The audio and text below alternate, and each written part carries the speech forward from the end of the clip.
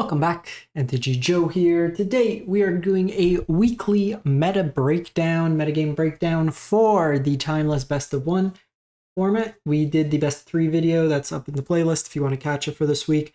We'll cover Historic after this. As I mentioned in the other video, for Standard right now, I'm just going to take a little bit of a hiatus until rotation happens in the next couple weeks.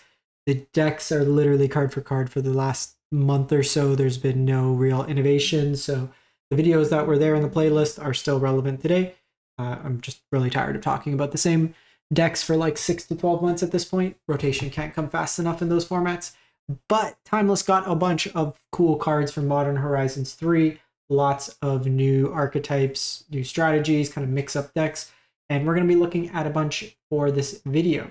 So as always, we get the data from UntapGG. Companion tool tracks win rate data for yourself, puts it with other users, gives cool stats.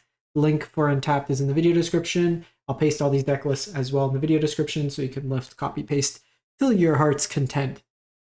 I'm going to start off looking at the metagame kind of popularity, and then we will go from there in terms of what the decks actually are. So for the win rate data, we're going to look Diamond to Mythic, but for today, for the popularity of the day, we'll look Platinum to Mythic, just given that it's still pretty early into the season and we don't get any data for higher ranks. So keep that in mind when we're looking at that. So Boros Energy is the highest highest popularity deck right now, 24% in this format, so about a quarter of your matches. So this will include both the Giganta and Lurrus versions of the deck. So it's really kind of two decks. There's overlapping cards, but slightly different in other ways. Obviously, Lurrus meaning you can't play things like Phlage. The Show&Tell deck at 15%, Rakdos Scam at 5%, Mono Black Scam at 5%, we have Belcher at about 5%, Dredge 3%, Phoenix 3%, and then Mardu Midrange, which is in itself another kind of energy pile at 3%. If you actually look at Historic right now, comparison, energy's at 42%. It's even higher in Best of 3 if you look at it. It's like 55. I was at 55 the other day, so Timeless has got a bit more diversity right now, at least in their formats. In Historic, like I've been playing a lot of energy. I've liked it. I just think people are a little bit slower to adapt to it. Even like I can tell, just it's kind of fun in a way because so many people are playing it that like, especially even in Best of One, I'm mainboarding Sun Cleanser, and it's just messing people up because you can tell the people who only play Best of One and they've never seen that card out of the sideboard before. You just see the hover, and it's kind of funny, just like hover, and then concede type thing, which is always a fun interaction. So we're going to look June 26th through July 3rd, and we are going to be looking at 13,000 games and Diamond to Mythic rank. So the highest win rate deck is the 4-color Show&Tell at 82%. So some of the decks are playing the Shifting Woodlands version as well. So they have like the Woodlands in the sideboard that would allow you to copy Omniscience. This one is pretty much all just 3 Modern Horizon cards. The biggest kind of thing is the main board of the Leyline. This just allows you to have protection against like scam decks, discard decks, the various burn decks, all kind of playing into that effect. I'll say this just like on the start, there's no burn decks this week, actually. I think the energy decks are kind of pushing it out. We saw something similar with a lot of the aggressive decks like Wizards as well in Historic, getting pushed out a bit just because of the amount of life gain that the Boros decks kind of generate. This version's a little interesting as well because it's playing Stern's Dismissal. Just tempo element for creatures, but in the mirror you can actually return your opponent's Omniscience to their hand, which kind of disrupts the package there. This version's also on a Hullbreaker Horror in the main, so another win condition, tempo element, so the cheaper spells kind of play well with it. So some interesting inclusions in the deck itself. The sideboard, it's got a couple options, but really what you're just doing here is searching for Approach the Second Sun and then typically winning through that. So it's a little bit odd of a version, all things considered. It's winning games. I would say I would probably up the amount of Atraxas if I were to play this, just kind of playing in that respect. Going on, we have 4-color Show&Tell. So this is a different kind of Show&Tell that's not a combo oriented that wins the game. This is really blue-white control with a show and tell win condition package. So we have the show and tells, but this version here, you'll notice no tutor sideboard. So it's just leveraging basically as a way to cheat into play Atraxa or have free counter spells. You just control the board that way. You're winning through Atraxa in this deck or Tishana's Tidebinder, so the games typically will go quite long. But you have like a bunch of cheap counters, interaction, stuff of that nature, and then you'll just try to win through one of your Atraxas or just Tidebinder beats. Notably, not even anything in terms of the creatures, but or like creature lands, you'll just have enough ways with like the Mystic Sanctuary and stuff to answer all your opponent's threats. So this one seems like, I think I would play the all, like, so admittedly, I haven't crafted anything for show and tell. I just don't want to use the wild cards personally because I know it's a deck I would play 5 times and I would personally be bored. I know some people love it. I think I would play the all-in combo version if you're already going through those. You're going through the effort of cheating into play Omniscience or Atraxa. Just win the game that same turn, I would be of the opinion. Then go to Boros Energy. So this is the Lurrus companion version. So this one is at 80% win rate. And then this deck here, if we look at it, it's got the Ocelots Pride in here, 3 Ragavan. I could see increasingly as this deck becomes more popular, potentially fewer Ragavans. It feels bad in the mirror to me, just like for strikers all around and just ways to interrupt. This version here has got the full Felia package to blink your stuff, Amped Raptor, Ajani. If you do want to kind of have an advantage in the mirror, and you're playing it a lot, Goblin Bombardment, it's something I've been playing in Historic. It's quite common in the Historic versions. It allows you to flip your Ajani on command. It's a red permanent for it, and then it helps control the board in the mirrors. I would probably play 1 to 2 copies over the Felias, to be honest. It also helps against like random removal spells, stuff of that nature. I do like the Jolted Awake. If you are again running into a lot of this deck, Sun Cleanser main isn't the worst idea. Also incidentally good against like if you run into like the Jeskai energy control decks or stuff like that. So that's the Lurrus version. We'll then go to the non-Lurrus, the Jingantha version. So they're basically a fraction of a percentage off from each other. I think it's just play style. I like the Lurrus version in Historic better because you don't have to play Aether Hub. So that's typically played in the Historic version. This one's opting for no Aether Hub, so it does make the Raptor potentially like miss on these cards. But in this format, the Phlage version may be better just because you have the abundance of fetches that also fuel it, which makes it a little bit easier. In the Historic version, because you're playing Aether Hub, it becomes a colorless line or just taxes your mana too much and kind of eats away at your energy consumption. But otherwise, pretty much similar. You're just getting access to Fable, Phlage instead of Felia instead of the deck. Moving on, we go to Rakdos Scam. So just put the trigger, someone mentioned the show missing cards tag, so it just makes it easier to see.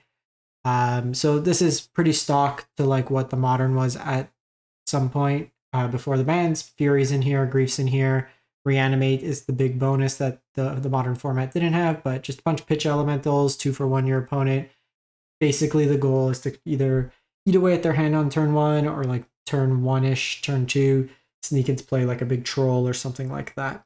A bunch of interaction between fatal pushes, bolts. You have your bowmasters in here. Just your good salt of the earth mid-range pile. Nothing too unique in the mana base. You'll see a lot of the decks just play a one of a Surveil land at the very least, just to kind of set up your draws.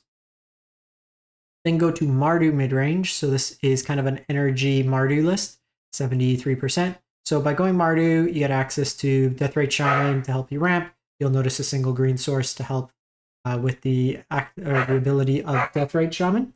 Sorry about my dog. Thoughtseize is hand disruption, so a little bit more interaction into the show and tell decks. You have Bowmasters, a Sorin in here, and then you have Cthulhian Nightmare, just allows you to kind of recur your creatures, which is really nice. This will be no companion.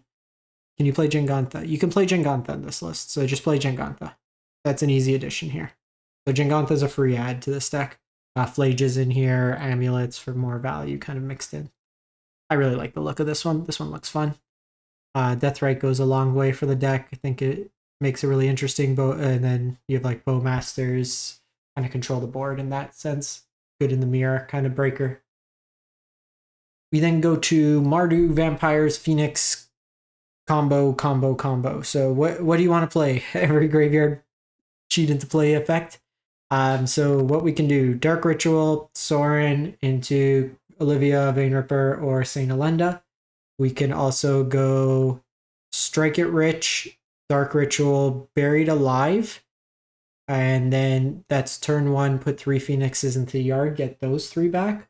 And then you could kind of play just hybrids in between. Faithless Looting to put cards to your graveyard. Olivia could bring them back. You have Surgical for Disruption, Thoughtseize, Collective Brutality, a bunch of different cards kind of work in that case. 13 lands, kind of playing into that. I believe when we mentioned this one in the past week, someone who was playing the deck commented and just said they just really aggressively mulligan for that early like turn 1 combo, given that you don't need the Phoenixes in hand. They're actually better in terms of being in your deck as opposed to being in your hand. So there's another kind of Rakdos Phoenix list. This one's less vampire-y, just to kind of give you a look. If this one's got like Bloodghast, Phoenix, Ox, so it's more graveyard focused. They're pretty much the same win rate, so I think they're close to like whichever one you want to kind of play. There's a little bit more resiliency, I think, from just graveyard hate. This one will allow you kind of go all in on just the Phoenix plan. This one seems like you might have a little bit more action against like a Resolved Atraxa. I can't see how this one would ever beat a Resolved Atraxa. Pretty much just picking up and going to the next game at that point. Then we go to Dimir Control. So this one's a little bit interesting. We've seen Lurrus versions. This one's taking advantage of best of 1 and having access to a Karn board. So a little bit larger curve. No Lurrus, meaning you have access to Karns, you have access to Sheoldreds and the One Ring in the main. Then you get access to a Karn board, which we'll look at in a sec. This version here, we see Flusterstorm being a new card. So just against like Storm decks, stuff like that. 3 steps ahead, you have your Mana Drains, Snapcasters, Bowmasters, and Toxic Deluge as a sweeper. Against some of the aggressive decks, you can kind of outpace them with the Sheoldred One Ring. Interesting to see Prismatic Vista, just with the basics. You could just play, this might just be a like budgety fetch line consideration. This does fetch you each of your basics, but you can probably just get away with, because this doesn't fetch the Mystic Sanctuary. So you're probably just better off be playing the full set of fetches in that case. Also doesn't let you fetch for like Undercity Sewers. Graveyard hate, activated abilities, show and tell hate, blow up lands, just make them sacrifice their Atraxa, Vein Ripper, stuff like that. Cryptic Coat for the control mirrors, and then a One Ring win. You need 1 more, because 3 is not enough. We go to the Beans deck. So Beans actually kind of fell off a bit this week in best of 3, but is putting up some reasonable results here in best of 1. So this is the I have all the wild cards hoarded to myself deck. Early ramp with Delighted Halfling. You're up the Beanstalk, notably triggers with the evoked elementals, so draws you a card to replace, similarly with the Leyline. Some of these decks are playing Cabaretti Revels, which when you evoke the elemental cascades you into either Omnath or Nissa. You have your 3 very powerful 3-mana planeswalkers. Nissa can also help you find your other elementals. So it's a bunch of ways to like draw cards, find value. There's money pile, value pile, 2 for wanting to your heart's content. So notably no sweepers in the main board. But Fury can do a reasonable job at picking off some of the elemental package. So that is that deck there. Go to Boros Midrange. So not a Lurrus deck, or not a energy deck. This is leveraging the Evoke Elementals, Fury, as well as Solitude. And then you have Timeless Dragon. So you can Plane Cycle it for 2 and then Eternalize it from the graveyard. So it becomes a 4/4 flyer. You have Season Pyro to kind of churn through your deck. Fable, you have Phlages in here. So just a lot of ways to kind of put cards into your graveyard for value. You have Blood Moon's main, Reg of Ends, and then this might be a Nabosh deck. It's kind of sweet. So a Bosch in here, Lightning Bolts. So just a bunch of cheap interaction. One thing you may want to look at that sometimes sees play is Bone Crusher Giant in these ones. Again, depending on how many energy decks, stuff like that, it gives you another answer for some more of the aggressive decks. What I would say is this deck likely has a pretty miserable time against Show and Tell. You're not really interacting with Show and Tell at the right angle unless you could stick a Blood Moon. So this might be a hope you don't run into Show and Tell and you're just playing into creature piles. And then someone asked, we found an Eldrazi deck, mono green Eldrazi. So 60%. Chalice goes pretty hard on turn 1. So Ugin's Labyrinth. Pitch any of these big elementals. Cheat into play Chalice on turn 1. Hopefully goes the distance. Ronus for ramp here. You have Causeless Command, just a flexible spell here. 6 to rebuy stuff. Mills lands, lets you retrace. The Sowing Mycosynth lets you ramp here. And then if you kick it, you can exile lands. Thought Knight Seer for hand hate. Wumpus Apparition that lets you just have a big beater. Disciple of Freyalise land that also kind of ramps you. You have Drowner, Truth is just a land. Devour sets you up your draws, and then World Breaker is just a... so this is cast. So off Show and Tell, this actually breaks Show and Tell, I believe, because... No, put an artifact into play. So this actually doesn't. Because this is a cast trigger, so it wouldn't work in that case against Show and Tell. I have the Shifting Woodlands, which could copy something. Some Bazooka Bogs is like tutor. This can find any land. So you can find like some hate pieces like Bazooka Bog, Field of the Dead, Ponder's Enclave. So some utility in that respect. It's kind of cool. Biggest thing this deck would obviously want is Eldrazi Temple or Eye of Ugin, which just doesn't exist, unfortunately, in this format at the current moment. That's it for the week. Let me know what you've been playing, what you've been enjoying. And if you do enjoy this type of content, we are trying to hit 15,000 subs on the channel. You see in the top right-hand corner. We cracked 13,000, so thank you for the support. We're trying to hit 15,000. So if you haven't subbed, free, easy helps with the channel. And as always, likes and comments do help quite a bit. So appreciate that in advance. Thanks for watching. Hope you have a great one. Stay safe out there.